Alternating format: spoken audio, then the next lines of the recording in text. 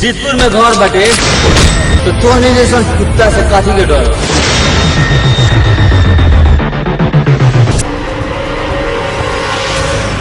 गुजरी हुई जिंदगी को कभी याद न कर।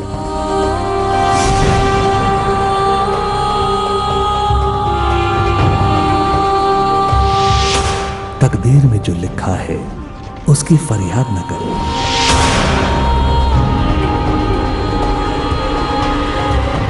जो होगा वो होकर रहेगा, तो कल के फिक्र में आज की हंसी बर्बाद न कर।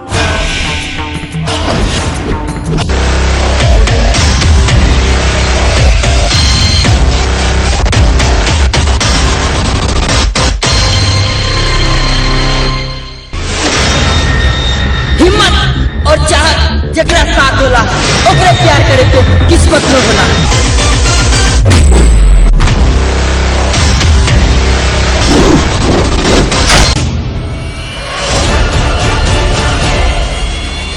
सुतल शेर के जगा दिहला सन खैर बड़ा महंगा पड़ी। मोहब्बत के बानी कोनो गुनाह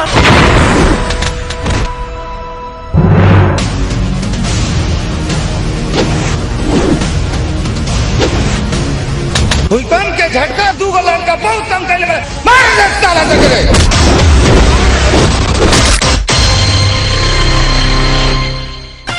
ऊपर के सौदा नीचे के होगा, ऊपर के सौदा नीचे के होगा, नीचे के इनर भराता कि ना, भराता कि ना, भराता कि ना।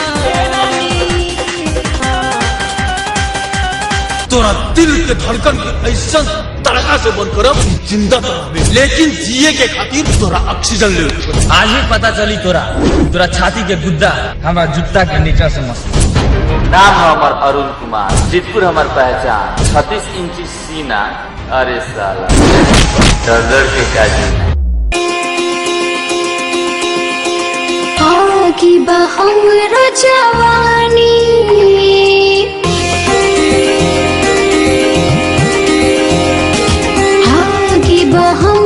जवानी बुझा पाई ना कितनो पानी। चुप कुकुर, आँख खोल कर देख ले ई बिहारी पंजा जहाँ पड़ी लू तो न तूर दे। तोरा मुद्दे खातिर भी सिला जीत खाए के पड़ी, समझ आयल? हमरा चोरी के भाई अभी तो सिर्फ प्यार कैले पानी। जिए कविता मेरा भाई जा मतलब इस धारेम का निकालेम का सांस टूटला के बाद में याद आई।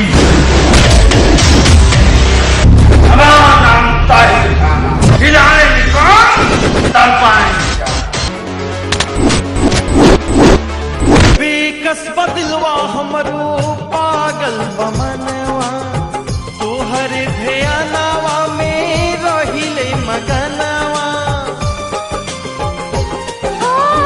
जब से लड़ने ना निंदिया ना वेला, तोहरे प्रीतिया हमके बहुत सतावेला। हमारा बहन के प्यार अपना भाई के निगाह निकाले ही आए बानी।